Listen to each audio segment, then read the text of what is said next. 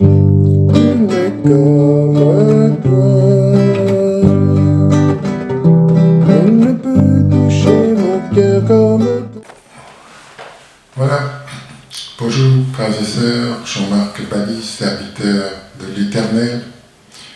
Voilà, donc je viens devant vous pour une nouvelle vidéo. Aujourd'hui, on va parler d'un sujet qui est central pour le chrétien, puisqu'il s'agit de la résurrection. Donc on va parler de résurrection aujourd'hui. On va parcourir différents cas de résurrection et voir un petit peu quelle est la manière de comprendre ce que c'est qu'une résurrection. Voilà, on va prier puis entrer dans le vif du sujet après. Voilà, Père, je te rends grâce, je te bénis. Tu es le seul Adonai, le seul Elohim. Je te rends grâce, Seigneur, pour ta puissance capable de ressusciter ce qui est mort. Je te bénis, Seigneur, parce que tu es un Père tout-puissant. Tu as ressuscité ton Fils Jésus-Christ et tu promets aussi la résurrection pour les uns, les autres, ceux qui sont en Jésus-Christ. Je te rends grâce, Seigneur, pour cette espérance merveilleuse que tu as placée en ceux que tu as choisis. Je prends autorité maintenant sur tout esprit impur. Je commande à tout esprit impur, tout esprit qui ne confesse pas Jésus-Christ de quitter ces lieux et de ne pas intervenir en aucune manière au nom puissant de Jésus-Christ dans cette prédication. Au nom puissant de Jésus-Christ, le Fils unique de Dieu. Amen. Voilà. Donc on va parler de résurrection aujourd'hui et surtout le côté surnaturel de la résurrection. Parce que la résurrection, ce n'est pas une chose naturelle. Quand on explique à quelqu'un qui ne croit pas en Dieu que quelqu'un est ressuscité, il ne peut pas vous croire parce que son domaine de croyance, c'est le monde naturel. Et effectivement, dans le monde naturel, rien de ce qui est mort ne peut ressusciter, n'est-ce pas? Dès que quelque chose est mort, ça veut dire c'est l'ultime étape. Et on ne peut pas revenir en arrière. Ce qui est mort et c'est définitif, c'est perdu pour toujours. Donc ça, c'est la loi qui est en vigueur dans le monde naturel, n'est-ce pas? Voilà. Mais nous, enfants de Dieu, chrétiens, serviteurs de Jésus-Christ, nous avons accès à quelque chose qui va au-delà de cette limite-là, n'est-ce pas? C'est-à-dire le surnaturel, c'est-à-dire en dehors de la sphère naturelle. C'est ce qu'il faut comprendre par rapport au processus de la résurrection, qui est un processus qui est quelque chose qui intervient, mais qui n'appartient pas au monde naturel, ça appartient au domaine surnaturel. Voilà, donc le chrétien, comme j'aime à le dire souvent, la vie chrétienne est une vie surnaturelle. Si votre vie chrétienne n'est pas surnaturelle, si vous n'êtes pas témoin de choses surnaturelles dans votre vie, si vous-même, vous n'êtes pas dans le surnaturel, si votre foi n'est pas une foi surnaturelle, ça veut dire que vous êtes dans le naturel et que par conséquent, vous n'êtes pas dans la foi telle que le Seigneur Jésus-Christ l'a enseigné à ses disciples. Voilà. Alors on va parcourir un premier passage de la Bible que j'ai choisi, qui est un épisode où la verge du grand prêtre Aaron a fleuri, n'est-ce pas? Les Israélites, dans le désert, qui ne sont pas un peuple facile, remettaient en question l'autorité, n'est-ce pas, d'Aaron et de Moïse, et ils voulaient aussi participer, ils voulaient aussi parler au nom du Seigneur. Ils ne comprenaient pas pourquoi c'était toujours Aaron et Moïse qui se mettaient en avant. Et effectivement, donc, il y a un épisode où ils ont voulu effectivement en avoir le cœur net.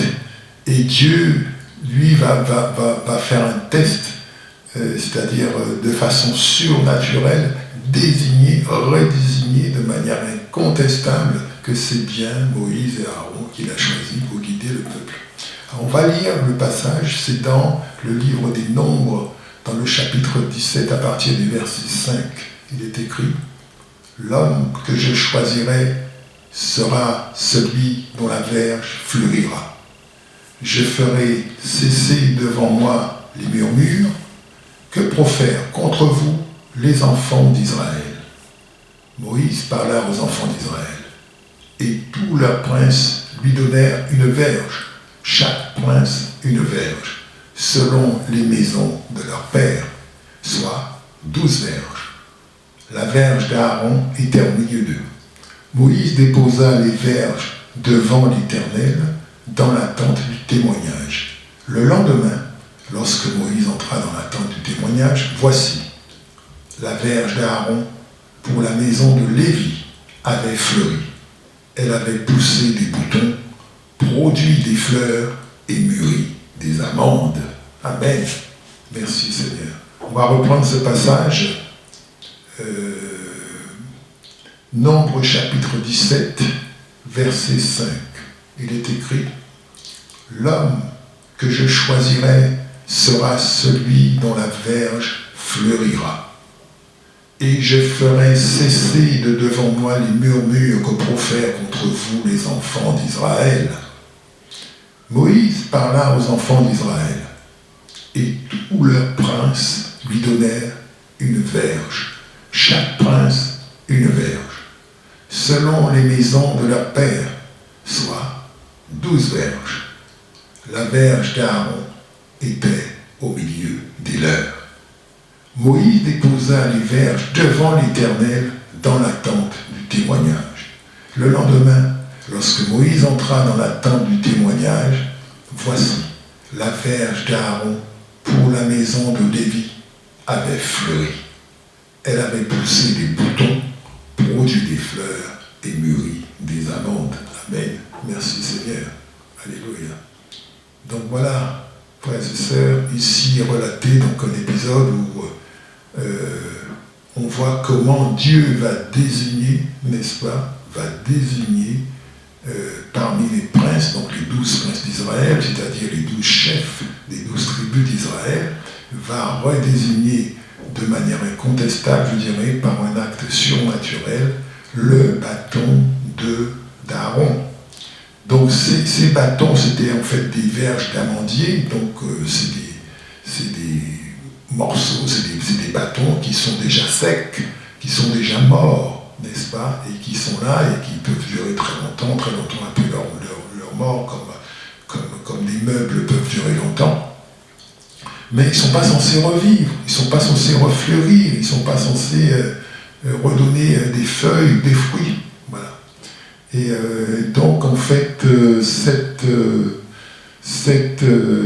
résurrection, puisque c'est une résurrection de l'arbre en question, donc ce qu'il faut bien comprendre, c'est que cette résurrection, c'est quelque chose qui est d'origine surnaturelle, et que le Seigneur, par cela, c'est-à-dire d'une manière équivoque, permet que les Israélites constatent par un fait, n'est-ce pas, par un miracle, qu'effectivement, lui a choisi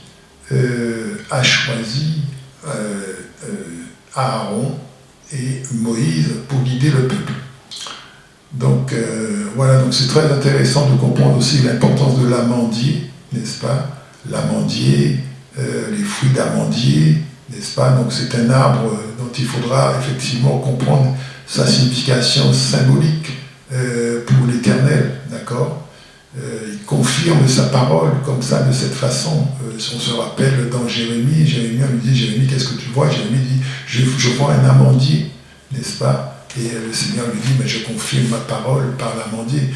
Donc effectivement, il a confirmé sa parole ici en faisant fleurir le bois d'amandier, n'est-ce pas? Donc c'est un signe pour l'Éternel, c'est quelque chose qui fait que les Israélites, une fois qu'ils ont eu ça devant eux, ils ne pouvaient plus contester, parce que voilà, c'est un miracle évident. Alors, les Israélites ont erré dans le désert à cause des murmures pendant 40 ans. Donc ça veut dire... Dieu n'avait pas l'intention de les faire errer 40 ans, mais tant que les Israélites ils murmurent, ils sont dans la désobéissance, ils n'entrent pas dans leur destinée, ils n'entrent pas dans la terre promise, puisque la terre promise, n'est-ce pas, c'est la destinée d'Israël, ils n'entrent pas dans la terre promise. Et ça dure 40 ans, vous voyez, les murmures. Donc Dieu va rejeter toute la génération qui a murmuré contre Moïse et Aaron, vous voyez. Et donc ça, c'est un point important ici, pour comprendre ce qu'il faut pour entrer dans sa destinée. Ce qu'il faut, l'élément clé pour entrer dans sa destinée, c'est l'obéissance. L'obéissance et la soumission à Dieu. La soumission qu'il a dit, il faut le faire, n'est-ce pas? Et ça, c'est le plus difficile, parce que notre nature est une nature qui a tendance à désobéir. Non seulement notre nature est une nature qui a tendance à désobéir, mais le monde des ténèbres est là aussi pour nous pousser à désobéir. Vous voyez? Donc, effectivement, il faut bien comprendre comment ça marche. Comment ça marche si vous n'obéissez pas, si vous n'êtes pas soumis à Dieu, mais vous n'entrerez pas dans votre destinée. C'est pas plus compliqué que ça. Jésus-Christ c'est soumis jusqu'au bout. Voilà. Et on doit faire la même chose pour entrer dans notre destinée, c'est-à-dire celle que Dieu a prévue pour nous. Amen. Merci Seigneur, je bénis le Seigneur le Tout-Puissant. On va voir un autre passage qui traite de la résurrection dans la Bible, c'est la résurrection de Lazare, bien connu, dans le livre de Jean, chapitre 11. Donc j'ai pris quelques passages, 2 passages. Il est écrit, Jésus lui dit, « Je suis la résurrection et la vie. Celui qui croit en moi vivra, quand même il serait mort. Et quiconque vit et croit en moi ne mourra jamais. Crois-tu cela ?» Plus loin, au verset 43. Ayant dit cela, il cria d'une voix forte, « Lazare, sors !» Et le mort sortit, les pieds et les mains liés de bandes, et le visage enveloppé d'un linge. Jésus leur dit, « Déliez-le et laissez-le aller. » Amen. On va relire ce passage. Jean chapitre 11, verset 25. Jésus lui dit, « Je suis la résurrection et la vie. Celui qui croit en moi vivra, quand même il serait mort. Et quiconque vit et croit en moi ne mourra jamais. Crois-tu cela ?» Ayant dit cela, il cria d'une voix forte, « Lazare, sors !» Et le mort sortit, les pieds et les mains liés de bandes, et le visage enveloppé d'un linge. Jésus leur dit, « Déliez-le et laissez-le aller. » Amen. Voilà, donc nous est relaté ici la résurrection de Lazare. Donc Lazare qui est le frère, n'est-ce pas, de Marthe et Marie, n'est-ce pas? Marthe et Marie ont un frère, donc leur frère s'appelle Lazare. Et le frère Lazare est décédé. Et effectivement, Jésus arrive parce qu'on lui a fait dire que Lazare était mort. Et il arrive effectivement. Alors le but de ce miracle que Jésus a produit, c'est de faire que les gens, les témoins, puissent croire que le Christ, que Jésus est le Christ et qu'il est vraiment envoyé par le Père. Donc il s'agit effectivement de bâtir la foi des témoins. Tous ceux qui sont témoins d'un miracle et qui constatent qu'ils sont en présence d'un miracle, bien c'est un argument pour bâtir leur foi, afin qu'ils puissent croire, n'est-ce pas, et qu'ils comprennent effectivement que la puissance de Dieu a ressuscité le mort. Donc effectivement, c'est une invitation à mettre leur foi en Dieu. Vous voyez, donc, ça ne marche pas avec tout le monde. Dans l'autre Lazare qui est mort, le pauvre et le riche, il est dit que même si un mort ressuscitait, certains ne croiraient pas. Vous savez, il y a des gens comme ça qui ne vont pas croire. Mais cette résurrection de Lazare, c'est un témoignage de la puissance de Dieu. Donc encore une fois, là c'est pareil, c'est une intervention surnaturelle de Dieu qui a permis que ce corps mort, qui dans le monde naturel ne peut pas revenir à la vie, si vous posez la question à un médecin, Le médecin, tout ce qu'il pourra dire, c'est qu'il a constaté la mort, il peut même avoir écrit le certificat de décès, rempli le certificat de décès, mais s'il revoit la personne vivante, il ne peut pas expliquer cela. Tout ce qu'il peut dire, c'est que c'est une résurrection inexpliquée, que la personne était morte. Il ne peut pas dire que c'est Dieu, il ne peut pas dire que s'il reste dans le domaine naturel, il ne peut pas sortir et aller dans le domaine surnaturel. C'est ça que je veux dire. En tant que médecin, il ne peut pas aller pour se prononcer dans le domaine surnaturel. C'est des hommes spirituels qui peuvent se prononcer dans le domaine surnaturel, n'est-ce pas? Et dire qu'il s'agit effectivement d'un miracle. Voilà. Donc c'est ce que Jésus a fait. Alors, ce qu'il faut bien noter ici dans la résurrection de Lazare, c'est que c'est une résurrection vers la vie naturelle. C'est-à-dire, la vie naturelle, c'est-à-dire Lazare est revenu dans l'état où il était avant, c'est-à-dire un homme vivant, mais toujours sujet à la mort. Donc c'était juste un peu comme si des années supplémentaires lui avaient été ajoutées. On voit ça par exemple pour le roi Ézéchias.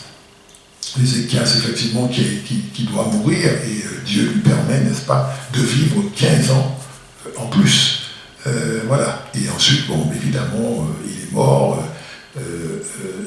après, de façon naturelle. Mais là, c'est pareil. Lazare, il va mourir quelque temps après, la durée de vie que Dieu lui a accordée en plus pour vivre, mais c'est une mort naturelle, n'est-ce pas? C'est une mort naturelle, c'est-à-dire qu'il meurt avec, comme tous les chrétiens, comme tous les enfants de Dieu, l'espérance de la résurrection pour une autre vie, cette fois-ci, qui est la vie éternelle. Donc il faut bien comprendre que la résurrection de Lazare, c'est vers la vie, n'est-ce pas, naturelle, et la résurrection du Christ, c'est vers la vie éternelle. C'est différent. Voilà. Alors, voilà ce qu'on peut dire par rapport à ça. Je vais rajouter un point donc, sur la résurrection de Jésus-Christ. Dernier slide sur lequel je veux vous entretenir. C'est la résurrection de Jésus-Christ. Alors, on en parle dans plusieurs endroits dans la Bible. Moi, j'ai choisi le passage d'Éphésiens, Éphésiens chapitre 1 à partir du verset 19. Éphésiens chapitre 1 à partir du verset 19, il est écrit. Et quelle est envers nous qui croyons l'infinie grandeur de sa puissance, manifestant avec efficacité par la vertu de sa force.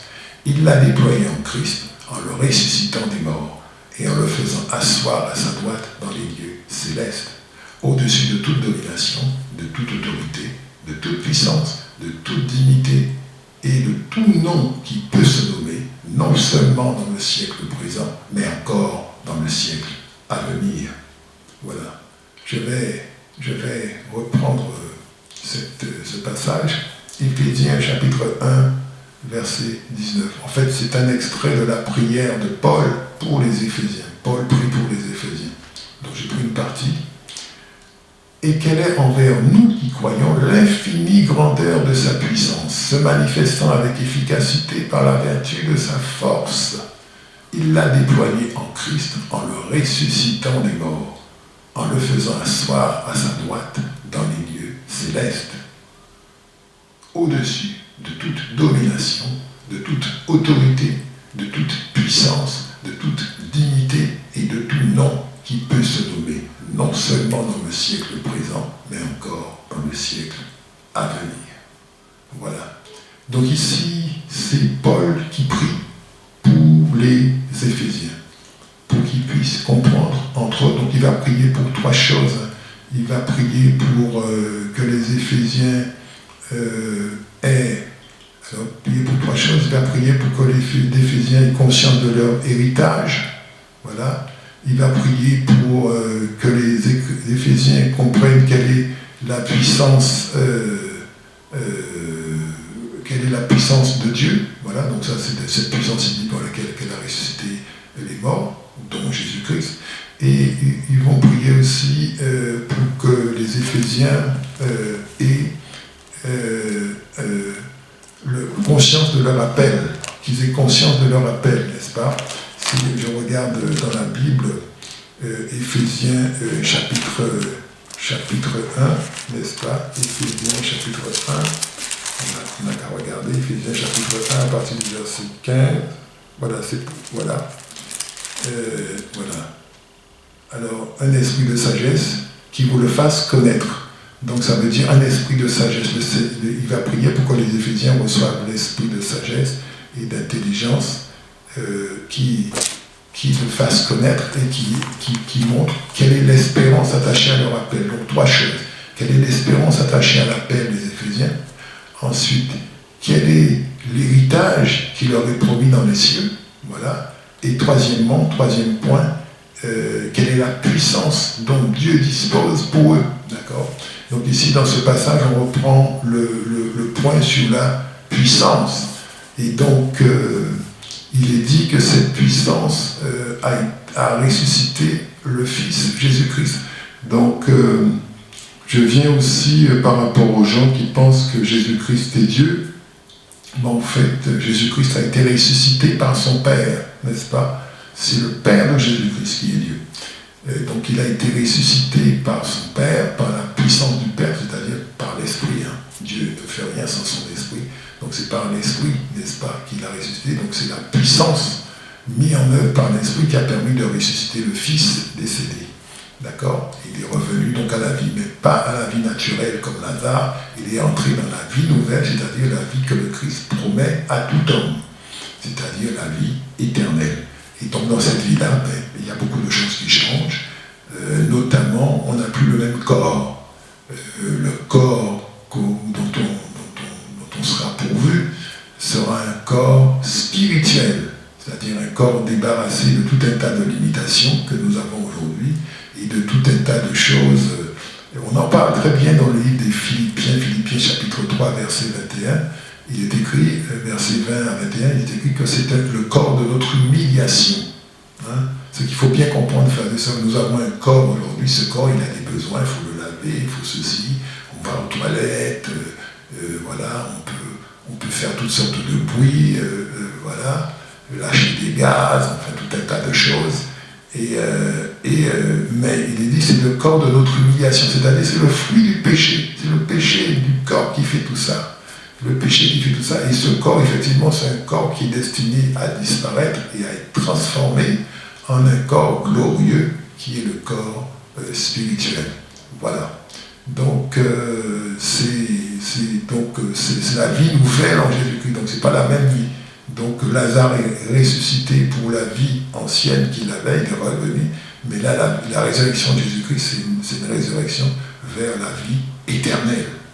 Donc le Christ promet la vie éternelle, et ma prière, c'est que ceux qui entendent la prédication aujourd'hui puissent comprendre qu'ils sont candidats à la vie éternelle. Il suffit de donner sa vie à Jésus-Christ, de marcher sincèrement avec Jésus-Christ, voilà, de donner sa vie, et puis le Seigneur est juste et fidèle. Les péchés, la question des péchés est réglée déjà.